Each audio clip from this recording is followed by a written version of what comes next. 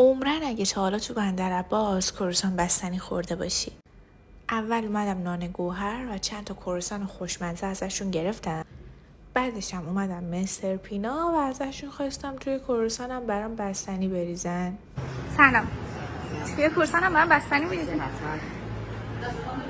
به انتخاب خودم توی نونو برام سس شکلات ریختن. بستنی انتخابم که بستنی نوتلا بود و در نهایت روشم برام سس کارامل ریختن و اینم یه کروسان بستنی خیلی خوشمزه. به نظر بچه‌ها رو بشید. خب چطوره؟ به نظر من ترکیب برنده بستنی لیتوس با کروسان گوهر بزنید.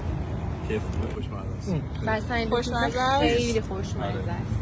به نظرم نوتلا بهتره. این بر نگیری که کسی کاری شده. نظرشون نگفتید. خوشمزه است. واقعا خوشمزه است. یک تا ده چند؟ دو رو میدم دیگه. زنده رو میخیدم جای مستر پینا و فسفسشون ترکیبش چجوریه؟ کروسان با بستنی نوتلا. خوشمزه است؟